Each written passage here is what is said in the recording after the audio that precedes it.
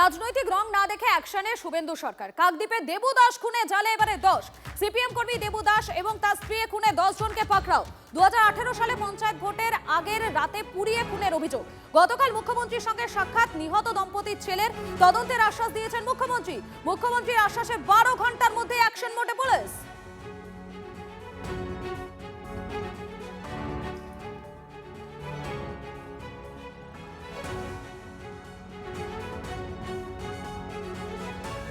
রাজনৈতিক রং না দেখে এবারে অ্যাকশনে শুভেন্দু সরকার। কাকদ্বীপে দেবু দাস খুনে জালে এবারে 10 জন। সিপিএম কর্মী দেবু দাস এবং তার স্ত্রীকে খুনে 10 জনকে পাকড়াও করা হয়েছে।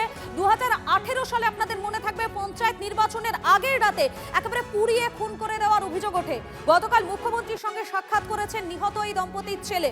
তারপরেই মুখ্যমন্ত্রী শুভেন্দু অধিকারী তিনি তদন্তের আশ্বাস দিয়েছেন। মুখ্যমন্ত্রীর আশ্বাসের 12 ঘন্টার মধ্যে একেবারে অ্যাকশন মোডে পুলিশ। আপনারা দেখতে পাচ্ছেন গতকালকে ছবি দেখাচ্ছি, যখন মুখ্যমন্ত্রী শুভেন্দু অধিকারীর সঙ্গে তার দেখা করেছিলেন তিনি, সেই ছবি আপনাদেরকে দেখাচ্ছি। আমাদের প্রতিনিধি শুভেন্দু রয়েছেন আমাদের সঙ্গে। শুভেন্দু, মুখ্যমন্ত্রী শুভেন্দু অধিকারীর সঙ্গে দেখা করার পরেই এই কাকদ্বীপের যে দেবু দাসের ঘটনা, খুনের ঘটনা, সেই খুনের ঘটনায় মৃতের সংখ্যা লাফিয়ে লাফিয়ে বাড়ছে একেবারে।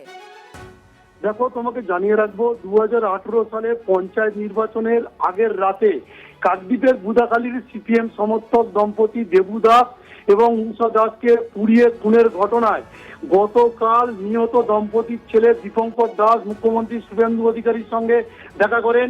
এরপর মুখ্যমন্ত্রী তাকে ভবানী ভবনে পাঠিয়েছিলেন বলে জানা গিয়েছে। এরপরেই নড়ে চড়ে বসে কাকদ্বীপ থানার পুলিশ।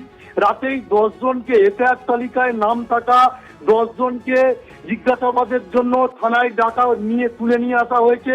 তাদেরকে জিজ্ঞাসাবাদ চালানো হচ্ছে বলে পুলিশের পক্ষ থেকে জানানো হয়েছে। তোমাকে জানিয়ে রাখবো যে এই খুনের ঘটনার পর সেই সময় কিন্তু তৃণমূল সরকার ছিল। এই খুনের ঘটনার তদন্ত একেবারে এগোয়নি বলে অভিযোগ করেছিলেন তার ছেলে দীপঙ্কর দাস, এবং 2023 সালে হাইকোর্টের দ্বারস্থ হয়েছিলেন তিনি। এরপর কিন্তু হাইকোর্টের নির্দেশে তদন্তভার দেওয়া হয়েছিল আইপিএস দয়ামন্তী সেনকে। পরে তদন্তভার থেকে অব্যাহতি দেওয়া হয়েছিল দয়ামন্তীকে। এরপর আইপিএস মুরলীধর শর্মাকে দায়িত্বভার দেয় আদালত। সেই নির্দেশ পেয়ে আইপিএস মুরলীধর শর্মা বুদাখালী গ্রামে গিয়েছিলেন। সেই সময় সিপিএম সমর্থক দেবু দাস উষা দাসকে পুড়িয়ে মারা হয়েছিল বলে সেই যে বাড়িতে পুড়িয়ে মারা হয়েছিল সেই বাড়ি খতিয়ে দেখেছিলেন। পরিত্যক্ত বাড়িটি 3D ম্যাপিং করা হয়েছিল। কাকদ্বীপ থানার তৎকালীন তদন্ত অফিসারকে ডেকে মুরলীধর শর্মা তিনি কথাও বলেছিলেন, ছিলেন ফরেনসিক দলের সদস্য না। আপডেটের দিকে নজর রাখো। আপাতত তোমাকে ধন্যবাদ। মুখ্যমন্ত্রীর সঙ্গে দেখা করা হয় এবং তিনি এনাকে ডিজিপিকে ডাইরেকশন দেন আমাদের যে কী ঘটনা হয়েছে সেটা পুঙ্খানুপুঙ্খ এনার কাছে ডিটেলস বলতে। আমরা সেই আমাদের বক্তব্য সেটা আমরা দিয়েছি। বিগত সরকারের আমরা যে বিচারে আসে আমরা অপেক্ষা করছিলাম, এই সরকারের কাছে আমরা অনেক প্রত্যাশা আছে এবং সেই অনুযায়ী আমরা এসেছিলাম।